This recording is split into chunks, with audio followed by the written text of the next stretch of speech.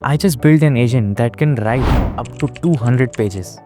Yeah, right. And 200 pages means around 30,000 to 40,000 words in a go, right? And in under 10 minutes. Did you even think that it is possible? Well, most people think that you can just write a book by telling ChatGPT to write a book, right? So if they go on ChatGPT, they'll write that, okay, ChatGPT, write me a book of this pages of this words, and they think that ChatGPT will be able to write it. But in reality, it is not true. Because what happens is ChatGPT or any other models like that, any other AI models like that, have a limit which is called context window. And what that context window is about is that there is a limit of how much they can generate and how much they can input in a go. And that of course varies model to model, but that is also limited. And there's also a limit of to how many tokens they can generate per minute. So there's a limit context window about how much they can store in one go, and one of how much they can generate in one go. So that is called tokens per minute. That is the rate limit, and one is the context window, that is the knowledge limit, right? And that is why if you would have used ChatGPT or any software like that, I'm saying ChatGPT because that is the most common. However, if you use any AI model and you must have talked to it, you will notice that after some time it does not know what was the first content that you asked it, right? So that is where the context window thing comes from. That is why there is prompt engineering, so that you can actively send good prompts to ChatGPT or any AI models and use it carefully. So I'll not go into more detail of prompt engineering. I have built this agent and I'm going to show you in this video that it bypasses this context window limit. It bypasses the rate limits. How? That is what I'm going to tell you. So without any further ado, let us get to this. So this was, I generated 4 books till now from this, and this was one of the books. You can see that it generated 115 pages, right? And I'll show you with one example that it took me under 10 minutes to do so. So this was a book, and you can see that the book is very concisely written. It has headings, subheadings. It of course does not have access to change the font because it varies on Google Docs or Word, anything like that. But for that, for notation, it has used one hashtag for main heading, 2 hashtags for subheading, and like that. So for bold, it has used double asterisk and so on. So this is called markdown formatting, which it has used. So why am I telling you this? What is the business application? We'll discuss about it in a bit. But for now, this is an amazing feat which this agent can achieve, because bypassing that context window, bypassing the rate limits is a highly unrealistic job which it has done.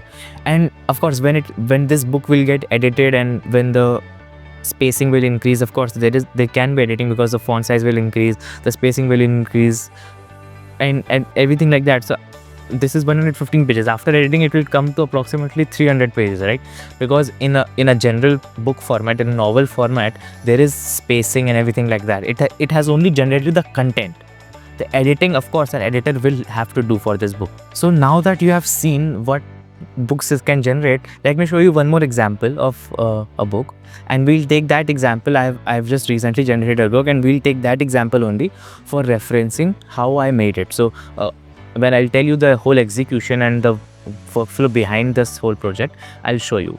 So this was another recent book which I generated. This was about a habit changing book, right? So first it generated notes from author, why habits matter, my journey with habit change for the author, the purpose of this book. You see final thoughts. Then it comes to the front matter, the part 1, all the index and everything like that. So part 1, part 2, part 3, part 4, and so on, like that you can see. And then it covers what is a habit, the habit loop, everything like that. So it takes reference from a lot of websites. It does a web search as well to get the content. I'll show you in just a minute. And why am I showing you this is to tell you that how it has generated the content, so that when I'll tell you how the workflow is behind the back, you'll be able to relate more. This book was 60 pages, and of course after editing it will come to approximately 150 pages, and of approximately 10,000 to 20,000 words this book must be. And see, it has used James Clear's 4-stage model as well. So it referenced James Clear's method in Atomic Habits, which he wrote. Great book, by the way.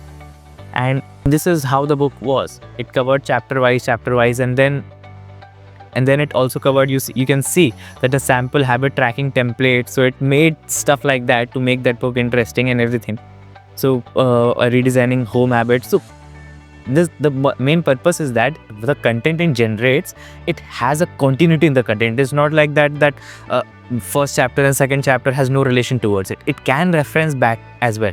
So this whole 60 pages right now which you are seeing, so 60 pages will come to approximately 150 pages after editing. So 150 pages or 20,000 words which it is generating is actually all connected. That is the great thing about it. So it is not losing the track of what it has already generated. It is not repeating anything. So now let us come to how I made this agent, right? So this was the whole N8N template I used. This N8N, this is the super agent which I am using, and I have used 3 sub agents in it as well. The core of this agent is RAG. What is RAG? RAG means Retrieved Augmented Generation. Retrieved Augmented Generation is a way so that you can store large content in a small format, and then when the AI has to reference that large content, it can reference that in small bits. What I am trying to say is basically that, for example, you have a large pizza, right? You want to eat that pizza. So you will not eat that pizza all at once, right? You will take one slice of it and then eat. This is the way how RAG works. It is nothing more like that. I used just an analogy I made. So what is happening is, for example, there is a big content. What is RAG doing? RAG is basically a subject matter, or a RAG is basically a process, right? So what is RAG is happening is that the big content is getting divided into small parts. The whole big content is divided into small parts, and that small parts is assigned a number, or we call a vector, right? And these vectors, these numbers are stored in a database. Are you with me till this point? And after this database, the AI then references this database to generate its content. So for example, I asked, it has a content of an entire book, 200 pages, right? It is not possible for even the AI to reference all the 200 pages at once. So if I ask AI some content related to that 200 pages, what will happen is the small parts which the whole content was divided into, it will reference that, and then it will generate its content. So it references 5 at a time or 10 at a time. So 200 pages content would be divided into, for example, 500 small parts, and AI will only reference 5 of those parts. And which part it will pick up? Of course, it is the possibility that the question which I asked is not there in the part that it picked up. No. What happens is the part that it picks up, the AI picks up, is related to the question which I asked for. This is the main thing about it. So I'll not go into more technical detail. What the agent is doing is, and now I'll tell you that, first it is using this planner agent. What this planner agent did, so for example, first I gave it the chat input. The chat input is what? Write a book of 20,000 words about the topic of habits and habit forming. And this was the whole prompt which I gave it. And then this AI agent used this planner agent. Now if I go into the planner agent, this is the planner agent. This is a very small agent, and what is this doing it? The most important thing about this agent is the prompt. This is the system message. This is the system message which I gave it to make a plan about the book, right? And it came up with this. You can see that this is the plan it came up with, the book planning. It came about second introduction, first what the book is to be structured like. It came with that because the AI needs to know that how it needs to structure its content. So after this planning agent, what happens is again came to the AI, the whole plan came to the AI. You can see that this is the whole thing it generated. And after that, it used this store content, and you can see it used it 17 times. What is this store content agent? Store content agent is this. What this agent is basically doing is that the main agent which we just saw gave it this. So I am talking about one of the executions of the 17, right? This was the conclusion and back matter. So this is the execution of the last execution which the agent worked upon, right? This is the conclusion, topic name, topic description, right? Conclusion, recommended reading, resources about the author, and acknowledgement about this is his work, right? So you can see that in this topic description, it has not referenced the book at all. So how does it know to write a conclusion for that book? I'll just show it to you. It references the words, number of words, and number of pages as well. Okay, so this is the whole brain, the chat model, which it is thinking through, and this is the web search. So it is doing the web searches in books as well. So how to write acknowledgements, right? So it did a web search, and that is why it is writing acknowledgement in a very professional style. It is doing 4 web searches. You can see that if I go into further, this is the 4 web searches. First, how to write the author section in non-fiction books, because it was about habit, right? how to recommended reading and resources personality. So resources, best practice for writing conclusions. So it is doing a web search through Tavily. Tavily is a platform through which I can do AI web search, and then it is referencing this book. So you can see this is the existing book which I had. This is a vector database like I talked about in the earlier, right? RAG. This is where the whole information is getting stored. You can see that it has 609 data points for this book. So it is dividing the whole document, what it has to write, into 609 parts. I'll not say pages because of course it is writing only 50 pages, but it is generating 609 parts which are called chunks. So, and what it did was the query was conclusion and back matter. So what it did was it gave a conclusion. It asked the vector database that, okay, I want to get content which is related to this book which I am writing for this query, which is conclusion and back matter. And then it gave whatever output it gave. And then it, using this research, the existing book which has already written, and using the web search, it then generated the conclusion for that specific book, right? So this is how it is getting the existing book. It is not getting the whole book at one time, no, because then it will default. It would say that, okay, my limit are full, and it will give me an error. No, it is only referencing. You can see that I have in the setting also, I have limited this to 5. So this is the number of top result to fetch from the vector store. This is 5. So it will only get me 5 out of the number of, you saw that it was 609 chunks. So out of 609, it is only getting me 5 chunks. And out of those 5 chunks, these are the top results for this query. So I'm sure right now you would be able to understand this. And after it is writing, it is actually updating this document. So each 17 times, it is updating this document, which the main book of 60 pages which we just saw. And it is updating that document from where it last left off. It is continuing like that. And after that, it is again storing what it just generated to the same vector data store. So you can see what is the brilliance of this agent. It is that after generating the content, it is storing in this vector data store, and to generate the content, it is referencing the past data which has already generated, right? So that is why there is a continuity in this agent. That is why I was saying in the earlier that it is bypassing the context input, because it is working 17 times, and for each time it is not generating the whole book. It is generating a small part of the book, 1 chapter, 2 chapters, 3 chapters, like that. And after generating, it is getting stored, and to generate the chapters, it is referencing the past few chapters which it has already generated through this existing book notes, right? Do you get it? So this is the whole brilliance behind this agent. And after using the 17 times for each chapter, you can, if I'll just show it to you. This is the last thing, and you can see that the topic name for 16th generation was chapter 12. So it was writing this chapter 12 only. And if I go into some maybe random 12th was chapter 8. So it is using this agent to write 1 chapter at a time. And when it is writing 1 chapter at a time, now the token limits are not getting exhausted at all, because it is only writing 1 chapter. 1 chapter will not exist as token. Writing the whole book will exist as context limit, right? So it was working like this. After it has generated the whole book, because this agent has the brain, right? So it will know that after generating the conclusion, and ignores the conclusion is there because of the planner agent, because it generated the whole plan, and according to the plan, it was using this store content agent, and after that it is generating new content or editing the old content through this proofreading agent.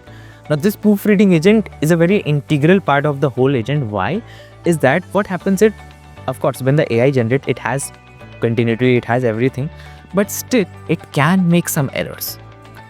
Where can it make error? It can make error in syntax, it can make error in spacing, it can make error in continuity as well, because sometimes it can break the continuity. So to check that is why there is a proofreading agent. And if I show you the prompt of this proofreading agent, this is the whole prompt. So what the task of this agent is, you have to proofread a book and correct any errors you feel like related to continuity, repetitive content, or English language syntax, right? This agent, what it did was, it generated from this, it got the book which was already generated, and then what it did was it edited that book. You can see that using this update node, it updated 7 times. So 7 times it worked for something else. So old text, new text, and like that it was generating. And after editing the whole thing, so you can see the old text and what editing it has to do, it did, and then it generated the whole thing and it outputted the document ID. So the document ID generated by this agent is being used for generating the URL which is outputting. So you can see that this is the output which I am getting. This is the URL which I am getting as an output, right? And this is the whole book which is generated. This was the whole workflow behind it. And you will now be able to realize that this workflow bypasses the context window protocol and every token limit like that. So you can generate large amount of text in few minutes. What is the business application of this? Now I'll come on to how you can integrate this in your business and what it means. So what happens is that in your business you have multiple aspects or multiple parts where you have to generate a lot of text, right? And normally, because AI is not able to do that, if you go into ChatGPT and write, it will not be able to do that. You need a proper AI agent to do that, and this is how you just saw that using RAG and everything like that. So what is the major business applications of this? So the major business application looks like this.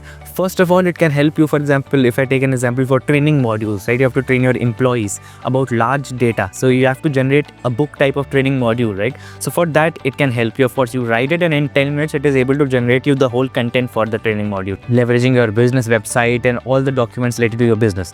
Because again, it uses RAG, right? So also it can help you do client reports. There are a lot of text which goes into client reports, and if a person will write, it only wastes manpower, cost and time as well. It can help you if you are a e-business, if you are a e-commerce business, or you have to educate some people or like that. It can help you generate course materials, large amount of course materials. It can also help you if you are a content marketing agency or content marketer. It will help you generate the content for your marketing and everything like that. It can, if you are a legal business, it will help you make legal drafts and policies which are pretty long, right? So it can help you in things like that. Because this agent I built this specifically for books, because books are the only thing I could get for an example. But the main purpose of building my agent was to generate business applications of this agent, right? And because it is applicable wherever you have to generate a large amount of text, this agent can be used in a short period of time. So 1 month time it would take to generate a whole training module if you have to write by yourself, right? Using this AI, it can generate in 10 minutes and few hours of editing and the whole training module will be ready. So this was it for today's video. I hope you found the content valuable and learned something new with this. So I talked about RAG, I talked about context window, I talked about token limit, I talked about rate limits, I talked about how you can integrate this agent in your business, so on. If you want to contact me or you want to collaborate with me, please message me on shivancharan0110@gmail.com. If you have any feedbacks, please make sure to write in the comment section or mention in comment section if you have any idea to make a new AI agent or you want me to make a new AI agent, anything like that. Thank you and have a wealthy life ahead.